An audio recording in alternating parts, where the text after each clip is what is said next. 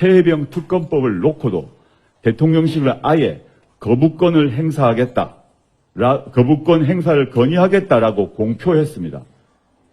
이래서는 안 됩니다. 여야 극한 대치를 풀어야 합니다. 조국혁신당이 물꼬를 트겠습니다. 조국혁신당은 최혜병 특별검사 추천권을 양보하겠습니다. 제가 당대표로서 밝히는데 굳이 조국혁신당이 특검을 추천하지 않아도 좋습니다. 현재 국회에 제출된 최혜병 특검법안에는 특별검사 추천권을 대통령이 소속되지 않은 교섭단체에서 1인, 비교섭단체에서 1인을 추천하도록 되어 있습니다. 정부와 여당은 야당만의 추천으로 이루어지는 특검 임명 절차는 권력 분립에 어긋난다, 위헌 상황이다 라고 주장합니다. 이를 거부권 명분으로 삼았습니다. 과거 윤석열 검사가 국정농단 특검 수사에 합류했을 때에도 야당 추천으로 특검이 임명되었습니다. 거부권을 쓰려고 들이대는 트집에 불과합니다. 그렇지만 저희는 이렇게 특검 추천권을 양보하겠습니다. 부디 최혜병 특검법안이 국회를 무사히 통과하고 대통령도 이를 제가해 특검이 임명되기를 간절히 빕니다. 최혜병 특검법을 빨리 통과시키는 게 민심을 받드는 길입니다. 무엇보다 최혜병 일주기인 19일 전까지 특검법이 통과돼야 합니다. 그게 국가를 위해 복무하다 숨진 최혜병 영전에 바치는 위로의 첫 걸음일 것입니다.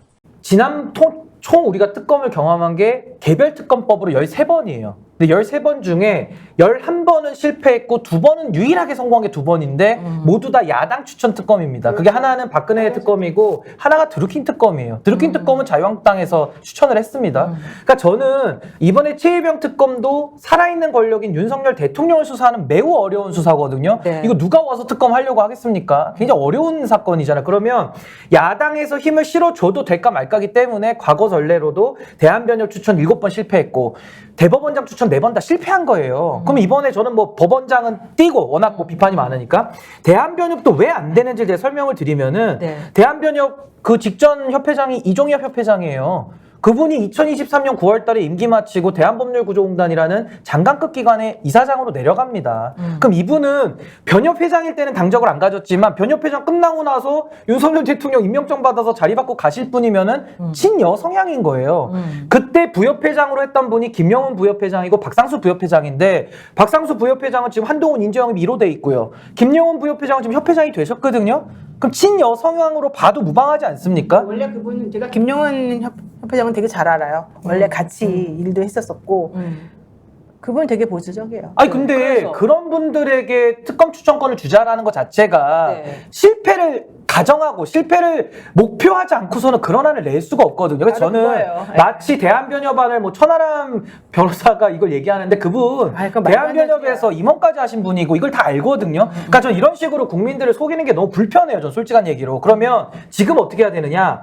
야당에서 추천을 한다. 이 네. 원칙으로 삼고요. 네. 그럼 야당이 어떻게 추천하느냐? 민주당과 조국혁신당의 의석이 많잖아요. 네. 이분들이 기득권을 내려놓으면 돼요. 그게 뭐냐? 콘클라베 형식으로 야 7당이 들어와서 2명씩 후보를 내는 겁니다. 내면 14명이잖아요. 14명 중에서 4명 못 고릅니까? 끝장 토론 해가지고 없애는 식으로 콘클라베 식으로 투표를 해서 수렴에 가면 4명, 2명 다 좁힐 수 있어요. 그렇지. 그럼 이렇게 해서 야당 추천 몫으로 대통령한테 던지면은 네. 민주당만이 했다라고 볼 수가 없는 거고 그렇죠. 누가 될지 모르지 않습니까? 맞아요. 게다가 맞아요. 개혁신당이 만약에 여기 안 들어오잖아요. 이분들은 지금 뭐 국민의힘 흡수하겠다, 뭐 검사 탄핵 이상하다, 뭐 이런 또 국민의힘과 같은 결을 또 주장하기 때문에 본인들이 만약에 야칠당 특검 추천위원회에 안 들어오면은 그냥 여당으로 봐보면 되는 거예요. 그러면 야 6당이 모여가지고 12명 가지고 추천하면 됩니다. 이렇게 해서 야당이 추천을 해야 드루킹 특검이나 박근혜 특검처럼 성공한 특검을 만들어서 이 최혜병 사건의 이 안타까움과 이 수사외압이라는 어마어마한 진실을 밝혀야 되는 무거운 숙제거든요. 근데 이거를 변협회장이 추천한다?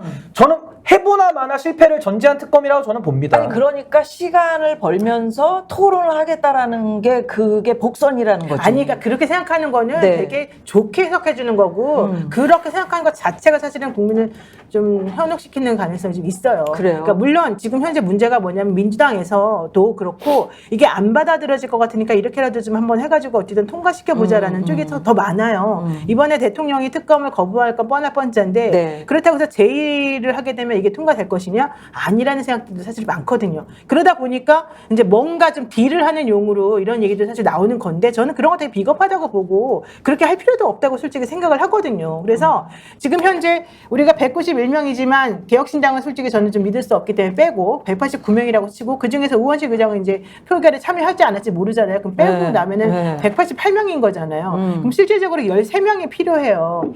과연 무기명 투표하는데 일단 안철수 의원 여기 들어왔잖아요. 12명이죠. 지금 조경태하고 그다음에 아까 말한 김재섭은 난 한동훈 안에 뭐 찬성이야. 이런 식으로 지금 얘기해서 발을 뺐기 때문에 이 사람들이 X라고 치고 예. 나머지 사람들은 그래도 지금 움직이는 사람들이 좀 있어요. 저는 그래서 이번에 안 되더라도 계속해서 하되 대신에 야당이 가지는 추천 특검권은 저희 특검 추천권은 꼭 포기하면 절대 안 된다. 그리고 지금 조국 혁신당에서 자꾸 그렇게 모습을 보이는 것은 오히려 그쪽에 힘을 실어주는 내지는 뭔가 좀 딜을 뒤로 하고 있네 이런 의심을 사게끔 만드는 부분이 있으니 그건 좀 안 했으면 좋겠다. 아니, 저도 야당 추천권을 포기하겠다는 조국의 이런 판단을 이해를 할 수가 없다.